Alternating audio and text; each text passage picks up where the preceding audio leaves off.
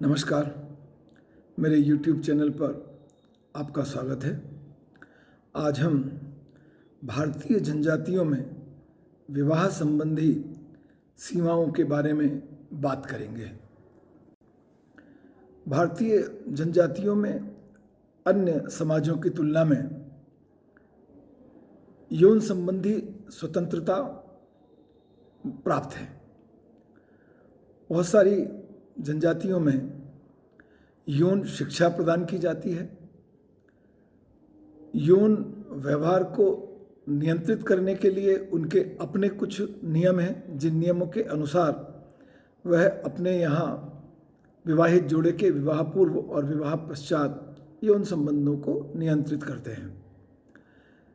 विकसित समाजों से उनका जो संपर्क हो रहा है, उसके परिणाम स्वरूप जनजातीय समाज में भी विवाह संबंधी नियमों, बंधनों, कठोरताओं में कुछ थोड़ा परिवर्तन आ रहा है, परंतु आज भी वह विवाह के संबंध में, विवाह की प्रथाओं और परंपराओं के संबंध में, विवाह संबंधी नियंत्रण के संबंध में सामान्यतः अपनी परंपराओं, प्रथाओं का पालन करना पसंद करते हैं।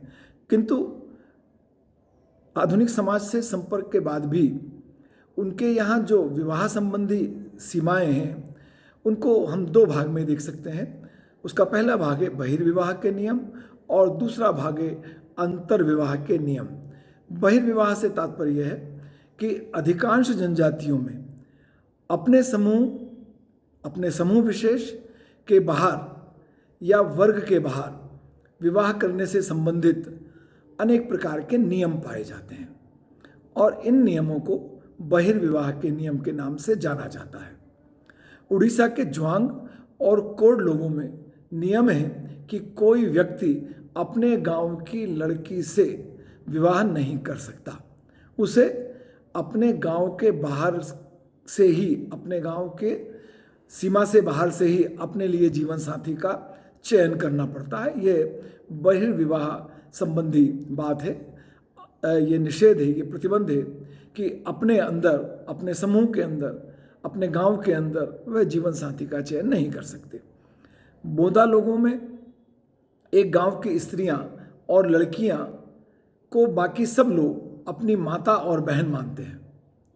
स्वाभाविक है, जब वे माता और बहन के बराबर दर्जा अपने गांव की स्त्रियों को प्रदान करते हैं तो परस्पर विवाह नहीं कर सकते।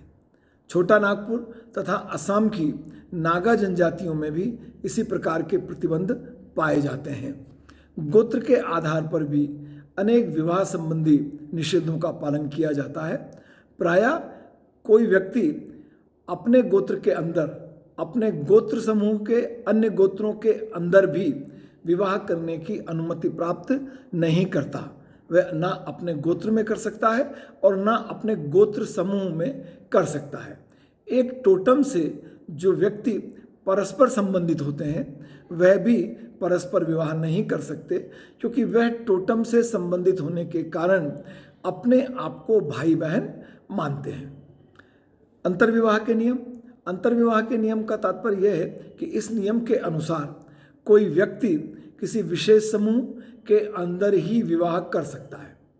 समूह के बाहर से उसे जीवन साथी के चयन के करने की अनुमति प्राप्त नहीं होती और भारत की अधिकांश जनजातियां अपनी जाति, अपने जनजातीय समूह के अंदर ही विवाह की आज्ञा प्रदान करती हैं।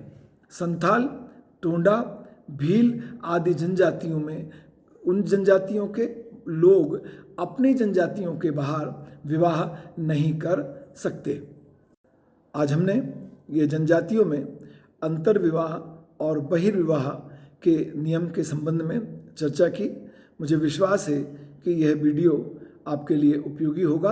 यदि आपने अभी तक चैनल को सब्सक्राइब नहीं किया है तो कृपया चैनल को सब्सक्राइब कीजिए। आपका बहुत धन्यवाद।